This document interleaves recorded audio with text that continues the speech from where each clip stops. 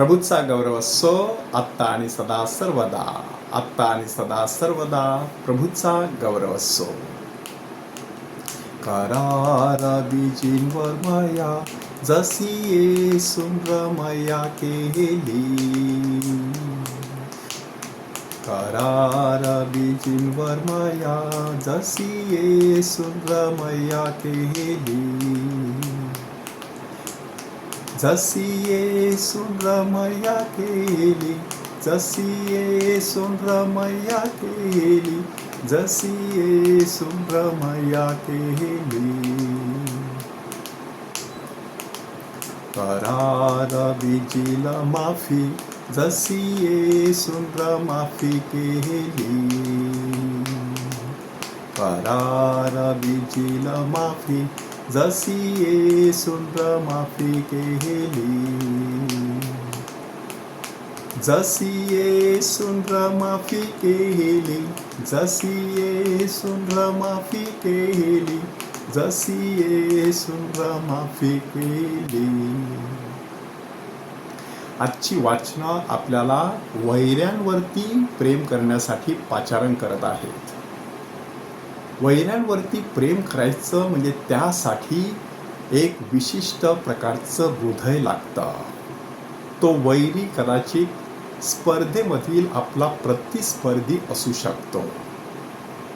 काही वर्षांपूर्वी ऑलिम्पिकचं वातावरण होतं आणि अशा वेळेला उंच उडी मारणाऱ्या दोन प्रतिस्पर्ध्यामध्ये सुवर्ण पदकासाठी स्पर्धा सुरू होती.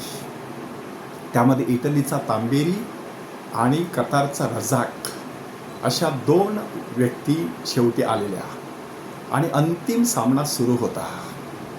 त्यांनी पहिल्यांदा एक उंच उडी मारली. ती 36 मीटर काहीतरी आली आणि तशाच प्रकारे दुसऱ्याने उडी मारली.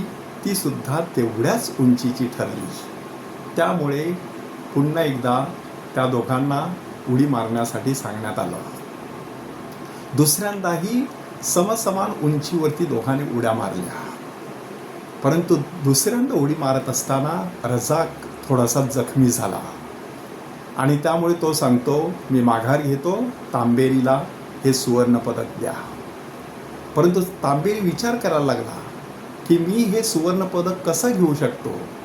माझा प्रतिस्पर्धी तर जखमी झालेला आहे आणि त्यामुळे हे सुवर्ण पदक जर आमच्या दोघांमध्ये वाटून देता आलं तर ते सोन्याहून पिवळं होऊ शकतं.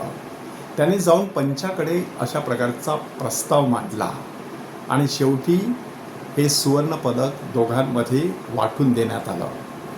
दुसऱ्या दिवशी पेपरामध्ये किती सुंदर असं वाक्य झळकलं बघा की तांबेरीला सुवर्ण पदकाची गरज नव्हती कारण त्याचं हृदय सोन्यासारखं होतं. आज प्रभू येशू ख्रिस्त आपल्याला सोन्यासारखं हृदय धारण करण्यास पाचारण करत आहे की जुन्या करारामध्ये परमेश्वर म्हणतो, मी त्यांचं पाषाणमय हृदय काढीन आणि त्यांना मांसमय हृदय देईन. ते मांसमय हृदय कसं असतं त्याचं दर्शन घडवण्यासाठी खुद्द परमेश्वराने आपला एकुलता एक पुत्र ह्या जगात पाठवला आणि त्याने सांगितलं की माझं हृदय सौम्य आणि लीन नम्र असं हृदय आहे. मी मनाचा नम्र आणि सौम्य आहे. अशा प्रकारचा शुद्ध हृदयाचा प्रभू येशू ख्रिस्त. आज ख्रिस्त सभा आपल्याला त्याच्याही पलीकडे जाऊन सांगत आहे की अक्षरशः सोन्यासारखं हृदय धारण करा. सोन्यासारखं हृदय धारण करायचं ह्याचा अर्थ काय? सोनं कुठेही पडलं तरी त्याची किंमत कधीच कमी होत नाही. कोणी सोनं मातीत टाकलं तरी ते माती घेत नाही. ते सोनं अग्नीत टाकलं तरी ते शुद्ध होऊन बाहेर येत असतं. ते सोनं गळ्यात म्हणा, मनगटावरती म्हणा, पायात म्हणा, कुठेही घाला, तिथे शोभाच आणत असतं. ख्रिस्ती माणसाने नेमकं तसंच करायचं.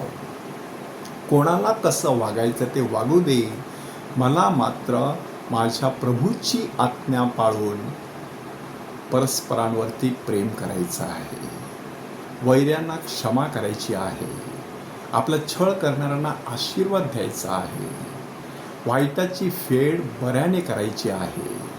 सतत चांगुलपणाच धारण करायचा आहे, दुष्टपणा नाही. तसं सोन्याचं हृदय परमेश्वराने आपल्याला प्रदान करावं म्हणून प्रभूकडे कृपा मागूया. प्रभूचा गौरव असो आत्ता आणि सदा सर्वदा. आत्ता आणि सदा सर्वदा प्रभूचा गौरव असो.